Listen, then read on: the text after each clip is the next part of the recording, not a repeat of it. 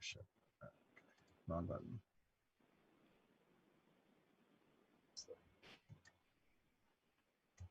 Recording started. Bullshit. Recorded live. Good morning, good evening, wherever it may be across the nation or around the world. Once again, you are listening to the VMware Communities Roundtable Podcast. This is podcast number 522. My name is Eric Nilsson, and with me today, I have my regular co-host, Matt Lunga. Today is Wednesday, August, I don't know what it is, the 12th? 12th. The 12th, 2020. Matt, how you doing? Eric, I am well, as usual, in the midst of wrapping up an HVAC project and hands-on all things damper control. And speaking of hands-on labs and all things hands-on, well, I'm sure we have some great guests today to speak about the hands-on labs coming up here at VMworld. But before we get to that, how are you, sir? What's the weather and how is the color of the bay? Well, let me tell you, I'm doing really well. I think everybody has a home project going on. My home project was to upgrade my internet from like 80 megabits to 120 megabits and get a new cable modem, which is always fun. I got to take a poll. How many calls does it take to your cable operator before you finally get your modem settled to a point where it doesn't disconnect every 35 minutes, right? Like I am now at call number 4, right? So it's a fun time here. I would say that you're lucky at 4 and only 4. Yeah, that's true. I should count my blessings for sure. The color, the weather here in California has been warm. We're in August. It gets up into the 80s now, so it's dry. Everything is super dry. The color of the bay is it's a green choppy. It's a little bit breezy, so we get some chop out. Sun reflects off the shallow water, gets a little turbulent, kicks up some mud, and you get a darker color. So it's like a little choppy green today, but beautiful day. We're in California. It's dry all the time, hot, dry, sunny, but not been too hot. So I'm pretty pleased with that. On the show today, we are going to be talking about a hands-on lab at VMworld 2020. We're coming up to VMworld. Leanne Jones, she's a senior content architect for Hands-On Lab, and Sandy Visoso, content architect, Hands-On Lab, VMware. They're both on the show. If you want to, you can go over to YouTube. It is youtube.com/vbarbecue. Give us a follow and a like if you want. And you can see what we look like. We live stream every week over there, but we're also on iTunes. If you listen to us live, you can go to iTunes and download this as a podcast as well. All right, with that, we will get on to the news. I know we have some announcements for vExperts, some stuff going on there, as well as the standard dates as we come into 6 weeks away from VMworld, the online event. We'll start just reading out the dates. So VMworld is September 29th and October 1st. 2-day live stream. They're going to do live stream in Europe, live stream in US, and then some live in, I don't know if there's any live in APJ, but there are definitely US and Europe times that things are going to be live streamed, but you can watch it anywhere in the world. Go to vmworld.com and sign up. It's free for 99% of the content there. So bring a person, bring a buddy. We're trying to increase reg. I'm not sure I'm allowed to say how many are reg, but I think it's over 50K, but I'm not going to say that out loud. Did I, Matt? Did I say that? All right, you didn't hear that. It was an anomaly, just a totally an audio anomaly. I think that was my cable modem messing up, squirrely. But anyway, we'd like to see us get to 100. So bring a friend, sign up. It's free. It's going to be a lot of fun. But before you do that, go out and buy that third monitor, right? Get that third monitor set up so that you can watch the live streams all day long while you're doing your regular day job. At the same time, there's going to be a lot of other things going on. There is V Brown Bag that's happening the day before VMworld, I think on that Monday and Tuesday. I think that those dates are correct. Then we have the Code Connect conference, which is really just at the end of VMworld. It's the traditional VMware code booth, but because everything live streams, we just can't have it all together. So we're doing it the 2 days after VMworld, so that Thursday and Friday. There's a hackathon that we're running. It's going to actually start September 21st. So you can go join the hackathon, set up a team, and participate for that whole week and a half. And then during the code event, we will actually showcase what's actually happening, who's written what code. There's hands-on lab code sessions that we're going to be talking about. And so that's kind of the announcements. Oh, and I can't forget to mention Spring One. So if you're interested in just learning a little bit about DevOps and a little bit about the developer environment and Kubernetes and just-in-time deployment, all that kind of stuff, Spring One, September 2nd and 3rd, we had them on the podcast last time, podcast number 521. Go listen to that. It's good to kind of come up to speed. And Spring One is going to be another one of these, get your third monitor up and go just check out some of the online sessions. I think that's also free. So great way to engage with community. They got a community track. You can do things with people, meet people, and they're a very open community. Go listen to podcast number 521 and figure that out. And then finally, we have a little bit of VExpert news. So Corey Romero, I know you're on the call. Why don't you say hello and what's new with VExperts? Hey, yeah. So this morning we put out an email for VExperts that has to do with VMworld. So if you're a VExpert and you have a session for VMworld, go read the email, fill out the form, and we will start promoting your sessions via social. We'll promote those through the VExpert channel, the VMware channel, as well as I can send that off to the VMworld team, the agency, and get those promoted on VMworld as well. All right, great. Well, we're looking forward to everybody participating and showcasing their content. And yeah, perfect. All right, with that, we can move on to the topic at hand, which is hands-on labs at VMworld this year. We've talked about code, we've talked about Spring One, we've talked about a lot of different things. We'll start talking about sessions, but let's get an introduction from Sandy Visoso. Why don't you go first? Tell us a little bit about who you are. You've been on many times there, but give us the 1 minute elevator pitch, and then we'll talk to Leanne and then go from there. Hi, everybody. My name is Sandy Visoso. I've been part of VMware now, I would say 7 years. I got it from LinkedIn. Like I got my LinkedIn 7 years at VMware. I actually started here as an intern and was in marketing. Now I'm part of the Hands-On Labs team. I've been part of Hands-On Labs for 2 years. My role is a content architect. And really what that means, I focus on developing and working with teams within the company who build the labs across our different VMware products. My main focus is developing labs around vSphere and VMware Cloud on AWS. So excited to be here and share what's going to happen for VMworld. Fantastic.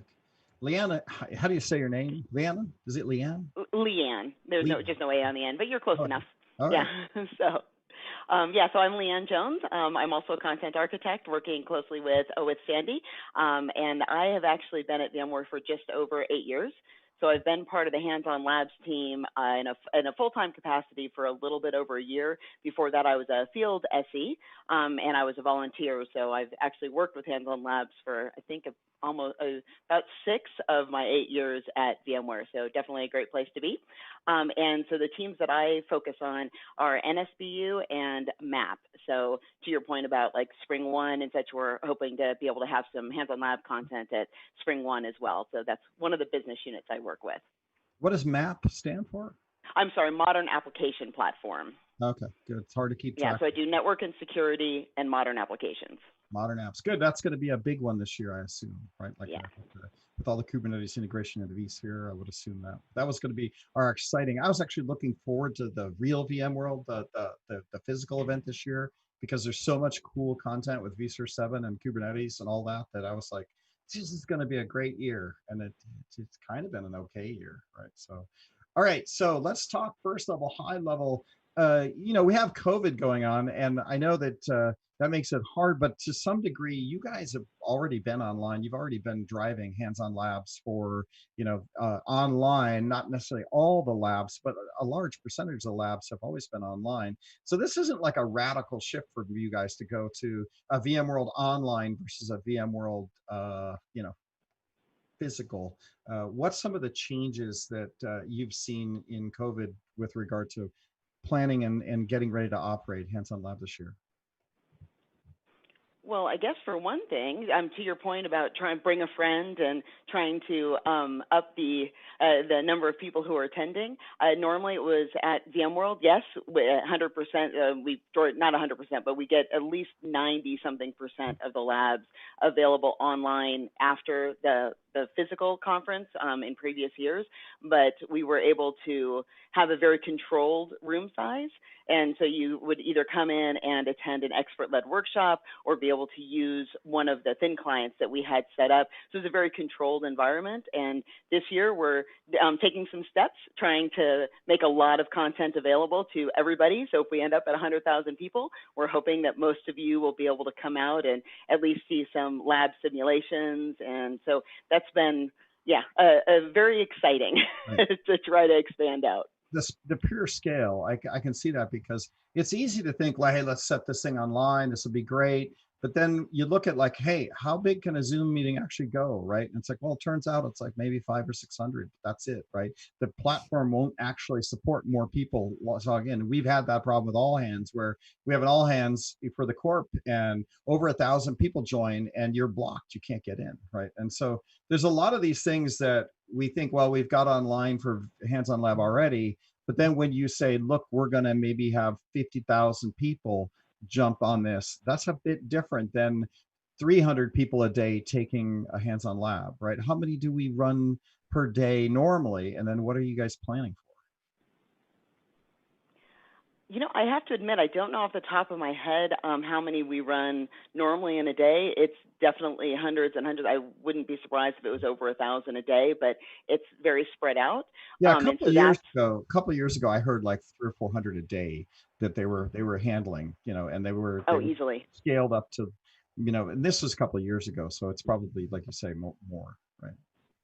Right. Well, last year, for just during the week of VMworld in the U.S., Sandy, help me remember here. I think the number that we hit was it 15,000 labs that we ran in the week? Yeah, we definitely overachieved our goal because we were around, I would say, because we expanded on the number of workshops as well, and the number of seating was just a bigger area, so we could have more people take the lab. But I think the key to that was that we were able to spread out a lot of the lab takers. So I think one of the things that we are struggling with is concurrency, because in terms of scaling online, we definitely deliver around, I would say 500 is the accurate amount a day, but of course it's spread out, and it's also in different locations around the world at different times.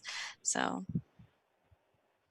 yeah, I could definitely see, the intensity of, this 24-hour period. And what I've been trying to do is stretch VMworld out, starting Monday, going through Friday. We're doing the code stuff Thursday and Friday. And it's like this idea of like, well, because this stuff is all online, maybe we can spread that out a little bit so that we don't have such a peak for the 24-hour period. Are you guys looking at spreading that out as well too? Or is it just all start on the 29th and go October 1st? What's the timeline for HOL available? I can't imagine I'm going to try to come in and do a lot of labs in a 24-hour period, right? So. Yeah, we're going to have a combination. To your point, as far as what's just available to everybody and it being free this year, we are working on interactive simulations.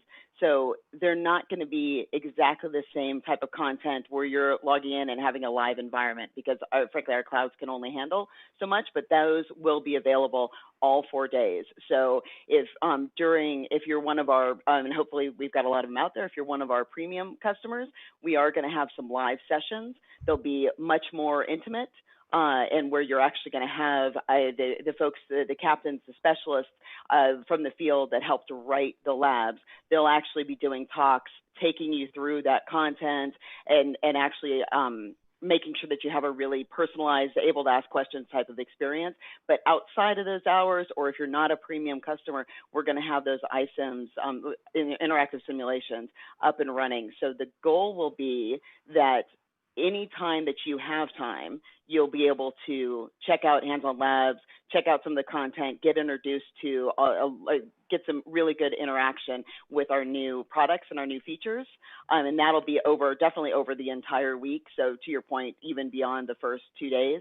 And then we will be releasing that content to the general HOL portal after VMworld. So even after VMworld, you can come back, revisit a lab, take one that maybe you didn't have time for. I mean, our intention is, and we'll continue to update content later on in the year. So our intention is for this to continue to be very interactive and a great resource for our customers.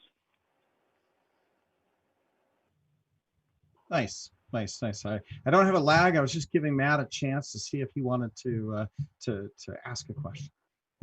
So Leanne, one of the things that was always neat to see at the in-person experience, as you will, is the command center, to see all the stats and the back end and everything that was happening concurrently. Do we have anything like that set up, or something that's going to be displayed online for participants to transition over to the virtual format? It was such a great feature. I think you've been talking to our boss, because that's one of his favorite projects. Yes, we're absolutely working on that. So it's a little bit trickier, obviously, in the online environment, because when you're at Hands-On Labs, you can just walk by and see the command center, see our Jumbotron and how many labs have already been run. It's a really great way to just kind of see what everybody else is doing. So we will absolutely have that set up, and it'll show you, the goal is to be able to show you how many labs have been run, what labs are the most popular, what we're doing in the background. So being able to see how many VMs are running, what kind of network traffic we're pushing out to the clouds, all of that will be there. So we're putting a lot of effort in. That's one of the new aspects for this being virtual, is we're developing all of that new to be online. Nice. So part of that experience, and it's such a hard thing when you really consider us going to VMworld, is that human interaction, that engagement. So just to reiterate, if you do buy the $2.99 pass, you will qualify to sit through some of those workshop labs that have an instructor that you'll be able to engage with some people. So that's one aspect of that. I know that we have the Odyssey coming up next, where we'll talk about Odyssey, where we can engage there. I know some of the community members are thinking about setting up a Discord chat server where people can come in and ask questions on Discord. That's not for you guys. I'm just talking through some of the bullet points that will kind of create this week-long environment for people to come in and engage. Outside of Odyssey, which we'll get to in a second, are there other things that from a HOL perspective would make me feel like I actually came to the event? So Matt brought up a good one, which is the screens that show you what's happening. Are you going to have any, like, hey, here's the top leaderboard of people that actually took X number of labs? I know sometimes we report out, like, what's happening with I know the dashboard gives you how many labs taken, that kind of thing. I guess there have been contests in the past where top people, the number of how many labs I took to get through. This guy took, all the labs, that kind of thing. We always just have cloud cred that we weaved into that. And then maybe it's all just Odyssey now, but are there any other things that are going to be happening that I would be feeling like I was engaging with an event that week? Can I get a t-shirt or anything like that? Or is that again Odyssey? Like, what do I do? The vast majority of that is going to be Odyssey. So that's where you're going to see a lot of just really cool stuff coming up, a chance to compete against each other and that kind of thing. So Sandy will definitely dig into that a lot more. We're also helping support, there's going to be some expert sessions. And so a lot of the same folks that are going to be doing our guided workshops, where you can actually have that interaction, have some one-on-one time, or we'll also be staffing those. So the same folks, the same product specialists, the same field SEs and TAMs will be helping out with that one. And as far as other games, we're going to work with the overall events team, and we'll definitely participate in that. But I think as we talk about Odyssey, that'll be the really exciting stuff as far as competition and gaming. Engage with people. Yeah. And then just to touch upon the command center wall, because I know, Matt, that was kind of like our highlight. What we used to do at in-person events, we would have a VIP tour where we walked people through the room, explained all of the different Kim components. Delgado ran that. It was a great little secret back end thing that every once in a while, are you guys planning on doing something in a virtual type format to see how everything's run behind the curtain, so to say? So that's where we're planning with the command center wall, because the whole story behind that is to tell and show how we are using our own products to manage hands-on labs, show all of the numbers, like Leanne was saying, like the storage, the networking, everything. So one of the things in terms of getting us to that experience is every screen or every dashboard that we display, we're planning to have videos that guide attendees on what exactly it means. So you might see some of those captains who you probably seen in person, but more as a video type of way to explain to you what each dashboard means. Because I know it was like a big aspect where you had a chance to have a conversation. So that's one of the ways that we're exploring to bring this virtually, but still feel like we're there to help you out and understand what you're actually seeing. What about any content that is or labs that you're waiting to release until the event? Is there going to be some content that you guys are holding off to the event itself, maybe around a product launch, or I know we can't say specific versions or anything like that, but just some labs that currently aren't available that people would be interested in, excited about, and participating in to get some hands-on time? I think you're trying to get us in trouble. Yeah. I was going to put it to Leanne, because Leanne has all the great content. So we will. Yeah.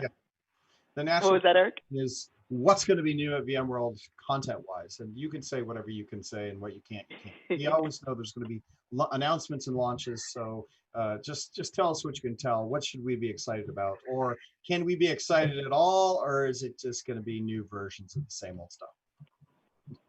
No, there is actually going to be a lot of exciting new content, because this is a little bit different this year, and with VMworld being shorter, not having separate events for the U.S. and Europe, we are putting an effort into trying to make some of the more of the labs available even before VMworld. So you'll have a chance to potentially see some of that, hear more about it during the sessions, during the talk, during the keynotes at VMworld itself, and then be able to follow up and come back and do more of it online afterwards. So there are going to be a couple of things that we'll be holding off and releasing that week, but our goal is, it's hard for me to be specific on some of it, because the fact of the matter is we're cranking out all new content on everything right now. And I'll save you from getting in trouble, because I know some stuff, and I'll just say it that way. I don't have to. You can. Thank you. Just nod, or because I know that I've been in launch meetings, right? So because we run the social team as well, not just community, not pod to be experts, but the social team, and we have to schedule what's going to come out when. And what I can say, probably without getting in too much trouble, is that this year, because VMworld is so short, instead of saving all the announcements for like the day of VMworld, it's going to be a kind of a rolling scenario where 2 to 3 weeks before VMworld, we're actually starting to announce products, right? And then you'll hear about new releases, new products, and then some stuff will be talked about, and we'll learn more about that. And then by the time you come to the 24-hour or 2 days world, you're going to have already heard a lot about this, and then there's going to be announcements of availability of the collateral stuff that comes along, which I would assume would include hands-on labs and all the other things that we do when we launch new stuff, right? So I gotta imagine it's to up-level that a little bit. It's going to be a rolling scenario where you're not just going to launch everything at VMworld. Some of the stuff will be talked about and available throughout that rolling cycle. That's my assessment. Yeah, no, that's a really good way to put it. And so that's the point, is we do want folks to know that there's going to be some of that available before VMworld. You'll see a few things, like especially a lot of the Odyssey content and such will be very special for VMworld. And then to your point about more and more updates coming out, we want to we'll actually release content now that's updated on the current version that's maybe only been out for a few months, because we want you to start getting familiar with that. When there's a release in September, we're already planning to refresh some of it just after VMworld. So that's what's nice about it, is there's a lot of really exciting stuff that's going to come at VMworld. And then as we make more and more announcements, as kind of a rolling announcement, we'll do rolling hands-on labs updates to correspond with that. Nice, nice. Okay, good.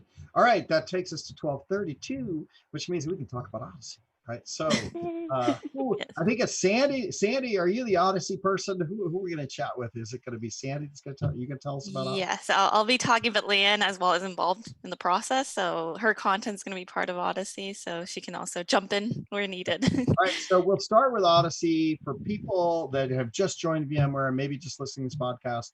What is Odyssey? Give us the 1 minute, 2 minute summary of Odyssey, and then we'll drill down into how it's going to play this year. Yep. So VMware Odyssey is our newest hands-on labs program. We actually launched last year during VMworld. And essentially what it is, we have added gamification features to the lab environment. We created a game client called VMware Odyssey, where when users open their lab environment, they can click, open that game client and input a game code. And essentially that is tied to a leaderboard. And what we've done is now, instead of having a regular lab manual that walks you through the product, features, and use cases, now we actually replace that lab manual with tasks.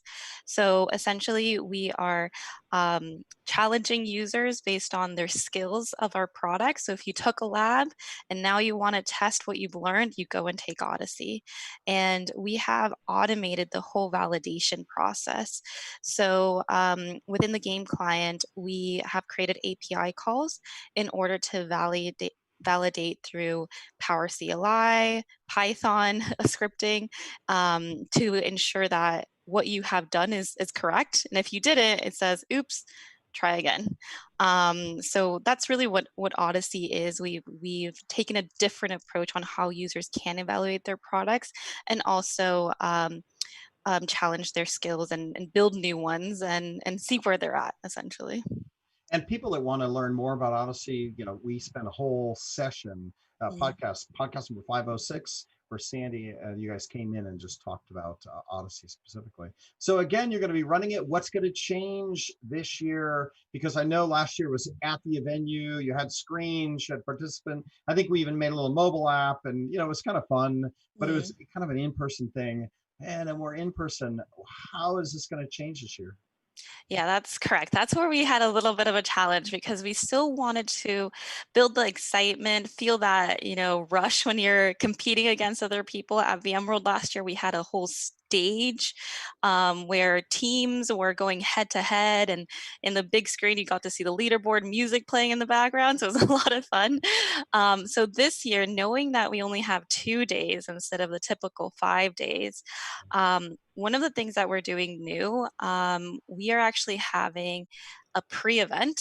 We're going to be launching Odyssey a couple weeks before VMworld. We're actually preparing that right now, and that's all I can share. I can't give you dates or anything just yet, but we're going to be releasing Odyssey Labs ahead of VMworld for people to take, and that essentially will be our qualifying round. So during VMworld last year, we had these rounds where one day you were round 1, second day you were round 2, and then you made it into semifinal and final. But now we're bringing those qualifying rounds before VMworld, so people have a time span to take this lab, and the top 50 individuals will then be showcased and competing in the semifinal, which will be hosted on day 1, and then the final will be hosted on day 2. So that was kind of our creative way to be able to, build some excitement ahead of the event, get people excited, get people registered for VMworld. And then VMworld, bam, you come in and it's all in getting competitive and trying to make it on the leaderboard to make it to the semifinal and final. Right, right. So rolling out, introducing labs, coming and doing the labs, again, this whole rolling exposure. So Mhm. really VMworld should start in, September 10th is when you should start paying attention, or maybe earlier. I don't know. Like, Yes, when- we'll definitely be I'm not pinning you to a date. yes, we'll definitely be communicating earlier, Right. but around that time frame, I think would be good to, be checking emails, be seeing what has been released, and trying the Odyssey lab if you want to make it to the semifinal during at VMworld. Now, last year, I think the number one prize was like a new Boeing 747 airplane that I got, right? Mm. Like it's amazing what you guys were giving away, right? On the space shuttle. Oh, wait. Sorry, not that one. What are you guys thinking? Are you guys even going to try to do prizes this year? Oh Like, yes, we're kind doing of prizes. We know people get competitive with prizes. One of the things that we are doing this year, we understand that VMworld now is both EMEA and AMER, everything all in one. So one of the things that we are looking to schedule is we are looking to schedule a semifinal dedicated to the Americas time zone region, right. and then another semifinal that's dedicated to Europe region. And so in total, we will actually be having 6 prizes. So first place, second place, third place, Americas, first place, second place, third place, EMEA. That way we make sure that we're able to kind of be in all of those, because now this year it's follow the sun, which means 24/7 VMworld, right? So we're trying to do our best to be able to allow people to pick a time that works for them, because we do want them to have fun, build some skills, showcase what they know of VMware products, and win. So we will be definitely having prizes. And something that is different really this year versus last year. Last year we had Teams. With going virtual, Teams is just very, very difficult to manage logistically, how you communicate. Everybody has their own environment. So this time it's really going to be individual, so head to head against one another, and that will allow us to scale. So last year we only had about 20 teams. This year is going to be 50 individuals making it to the semifinal in Americas, and then 50 individuals making it to the semifinal in EMEA. So that way we're looking at around 100 people in total for semifinal, where last year we did have a smaller amount, but I know virtually we just have to scale, and that was one of the ways that we saw that were able to scale and bring it to more people. Okay. So Leanne,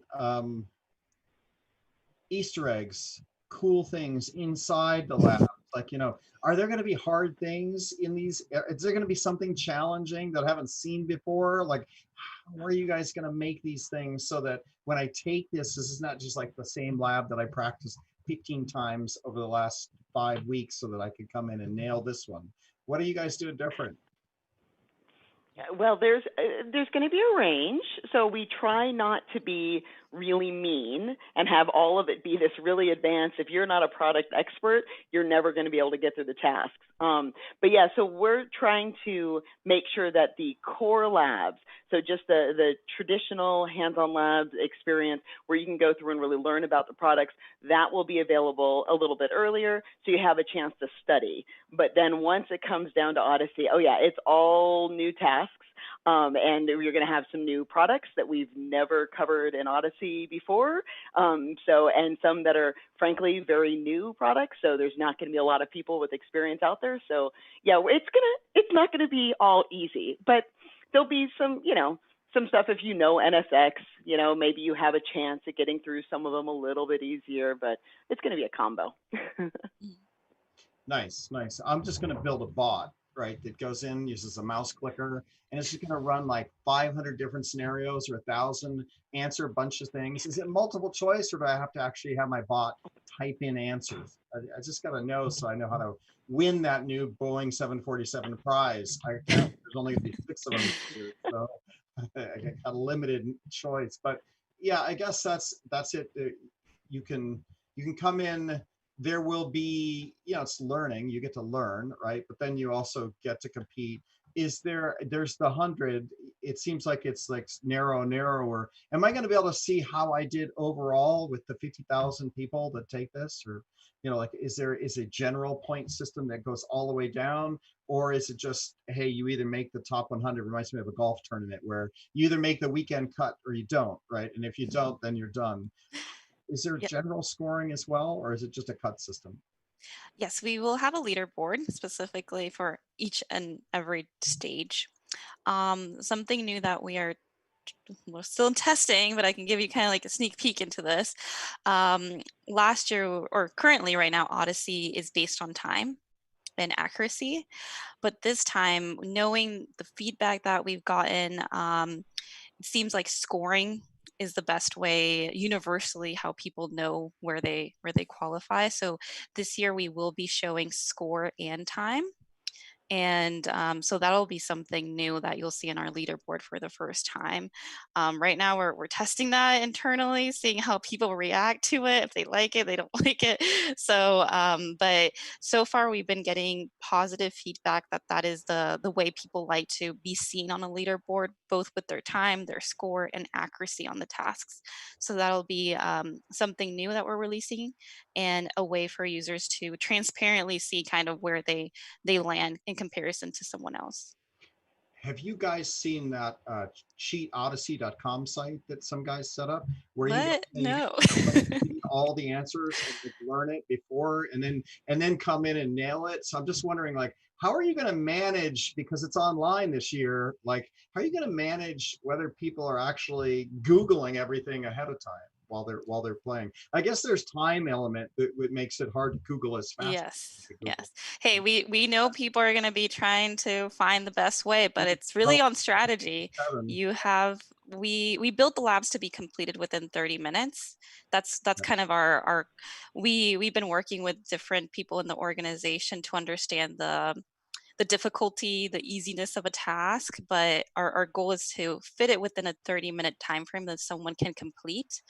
And so in that 30 minutes, you can, if you want to use Google, that might take more time than actually, reading carefully. So we're That's actually nice to know, right? That's actually, and I think that's really smart, right?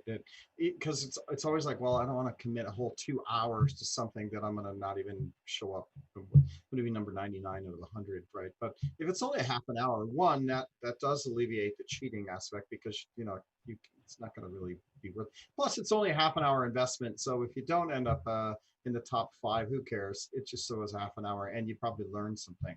So I like that framework versus a longer lab that then you invest a lot into. You learn out of it, but then where you land, yeah, okay, good. So that'll help cheating, right? Which I think is good.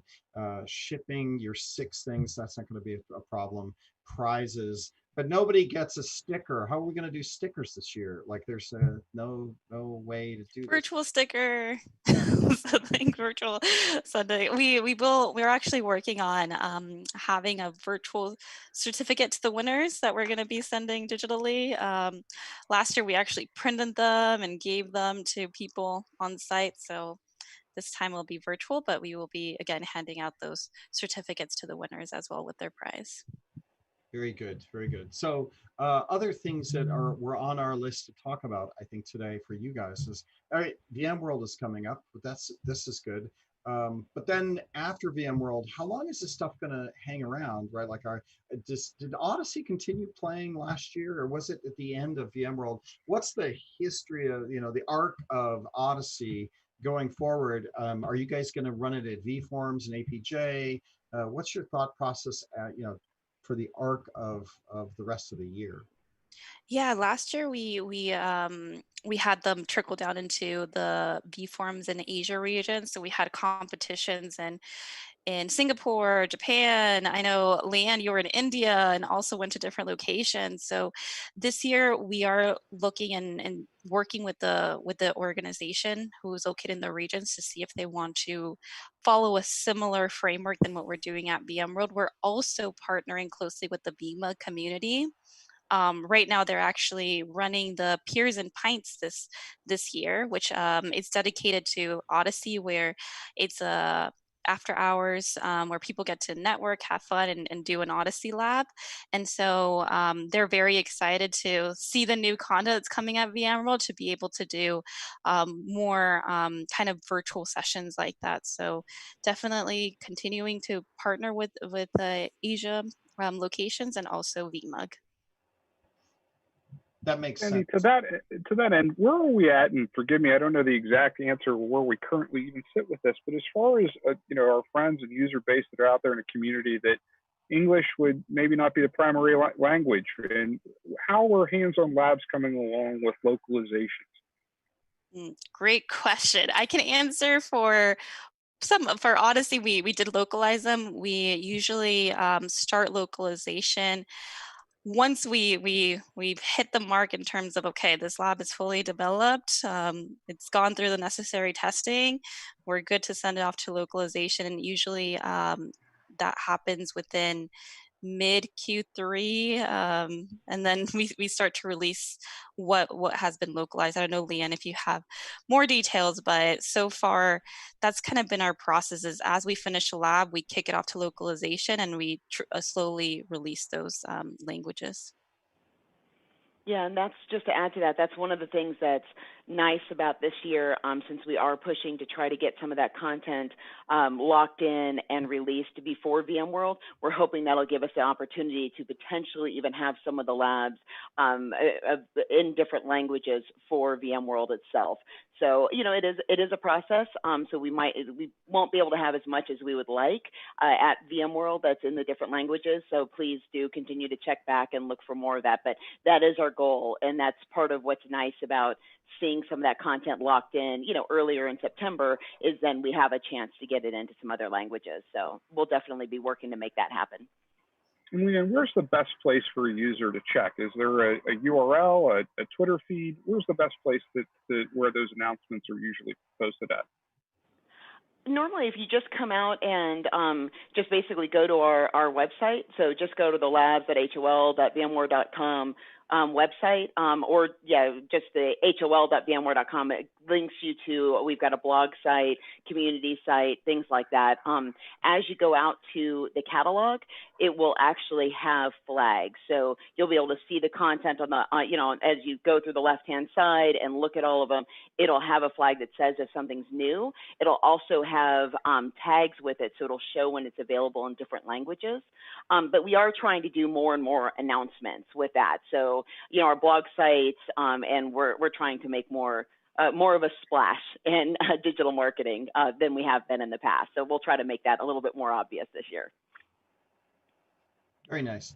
I do want to switch gears, because I heard something this week that I thought, if people listen to this whole podcast, this will be worth it. I saw numbers on content clicks through vmworld.com, like how much click we get through the different session descriptions, right?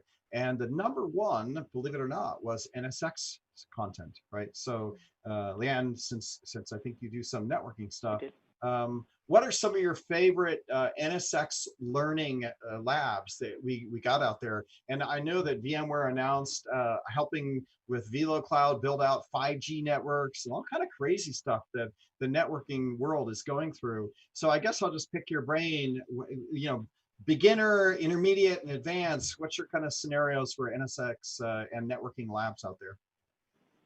Yeah, that's there's a lot that's happening with that for this year. So traditionally, I think for quite a few years now, the most popular, or certainly in the top 3 most popular labs, has been an NSX getting started. And especially around NSXT and everything.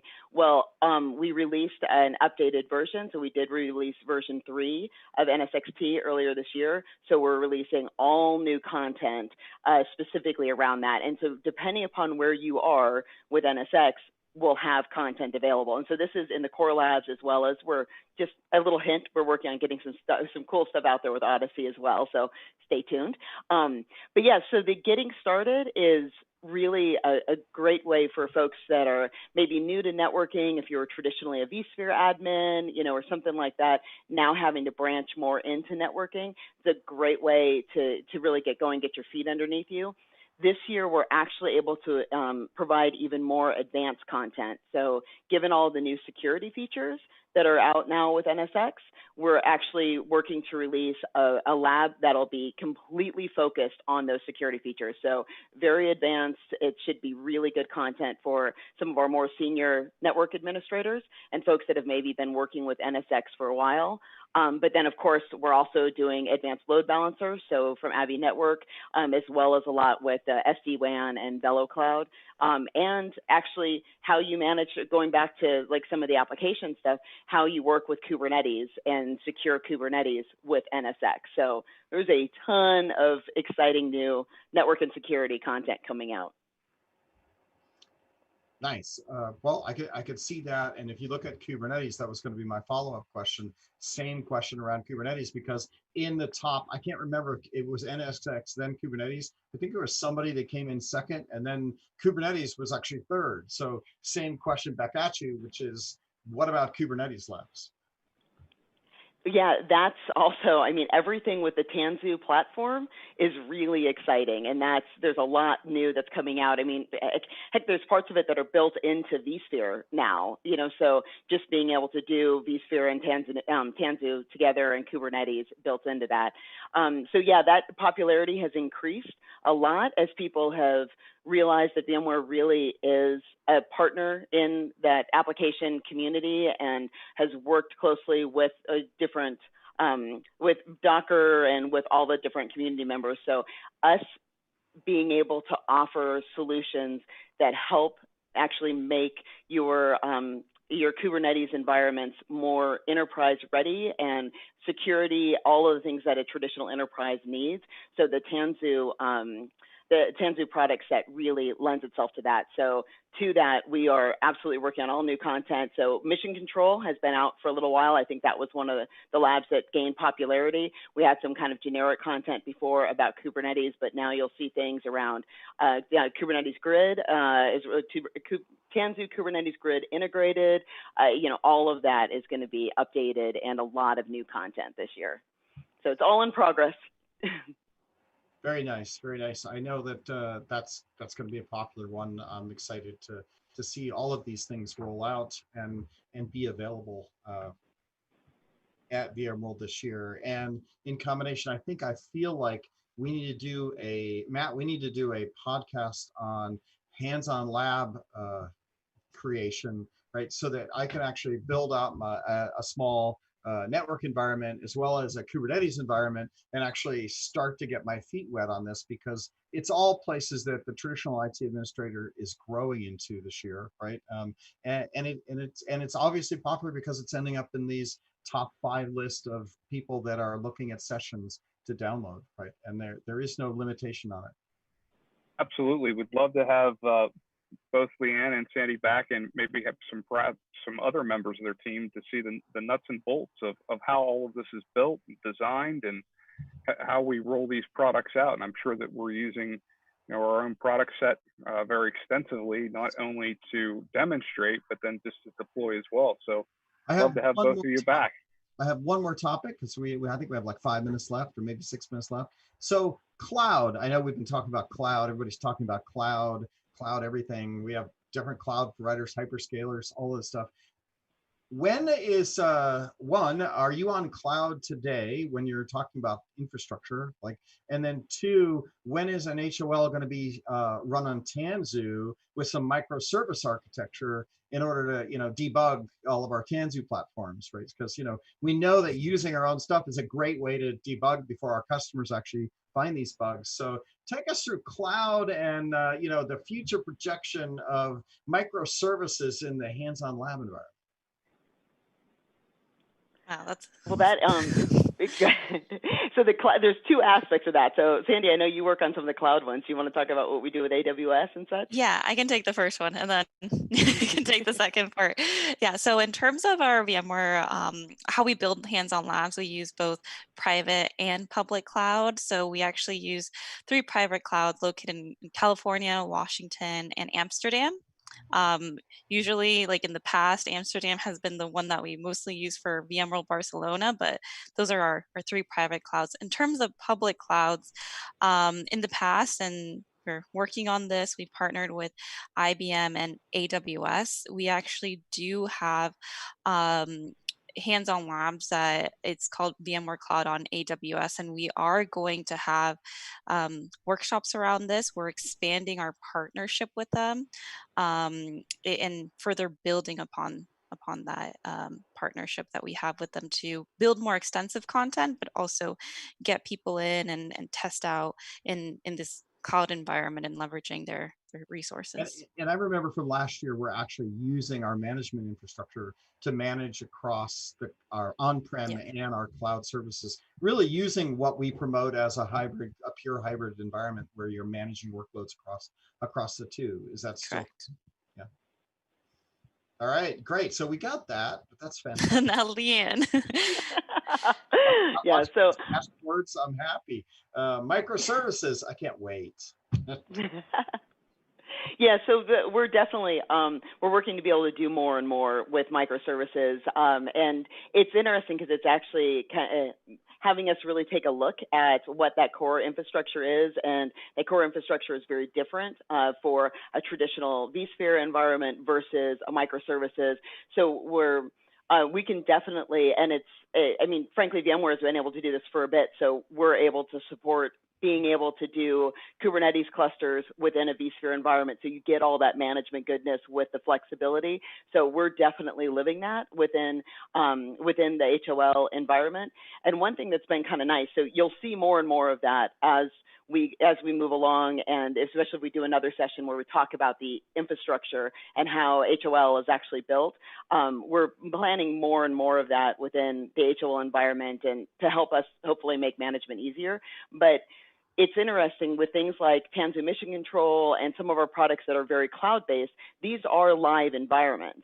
So we'll have a lab environment that's running. We'll do updates to the service in the cloud, and you'll actually see that reflected in the lab that last week maybe looked different. So sometimes we have to make some updates to the manual to make sure that the flow still makes sense, but there's a lot of times that you can still get that same really interactive, hey, this is what's new with our cloud services, with the Tanzu services to manage your clusters, and you can actually see that right away in the hands-on lab environment just because of all of that being so dynamic. So it's a brave new world. By the mere fact that you have a Tanzu lab, you're using Tanzu and you are engaged there, right? And so you'll have some services just because you have a lab that's doing that, right? So right. Matt, yeah, we have a couple of labs that leverage that, and it's alive. You have to register a certain way as you start the lab, check in as a student to be able to get access, and you're working in the live cloud environment and managing live clusters. Matt, we're at the top of the hour. I want to do the last question, and then we'll wrap up. Quickly, what is your favorite lab?